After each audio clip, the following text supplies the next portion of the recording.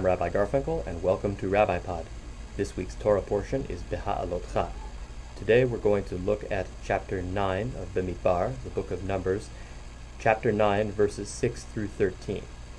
It has already been established by the Torah that the proper date to celebrate Pesach is the 14th day in the month of Nisan. This is the date that Jews have celebrated Pesach for thousands of years. In this Torah portion, what happens is that a group of people complain to Moses that they have been unfairly excluded from the ritual of the Pesach.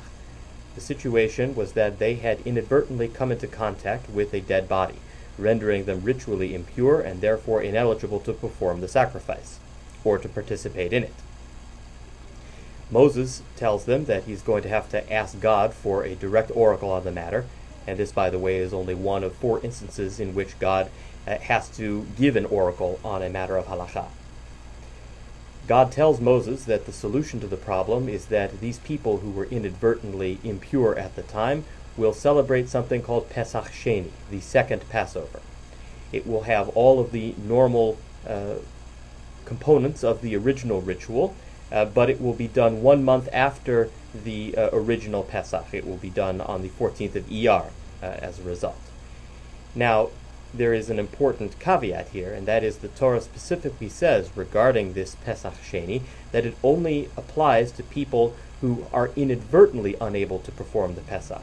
That is, people who are inadvertently too far away from Yerushalayim in order to perform the sacrifice, or who, as in with the case of the people in the Torah portion, who are inadvertently impure at the time. It does not, the Torah says, it does not apply to people who are deliberately away from the Pesach at that time, who deliberately ignore the ritual, or who are negligent and who therefore are unable to perform the ritual because of their negligence and not because of some legitimate reason. There's an important lesson in all of this, and that is the difference between a mistake and a sin. Many times when people are caught in a scandal, they will claim that they have made a mistake and deserve forgiveness for that mistake. Now, it may very well be true that they deserve forgiveness, if forgiveness is something that we should give people who have committed sins. But it is not right to call a sin a mistake. A mistake is when you are adding up numbers for your income tax and you accidentally do the mathematics in the wrong order, or you make some sort of other kind of typographical error, and therefore you end up paying too little tax. That is a mistake. A mistake is when you are holding a vase in a store and you drop it by accident. That is a mistake. A sin, however, is when you have, for whatever reason, decided to ignore the standards of your community or set up your own standards and therefore violate the laws of God.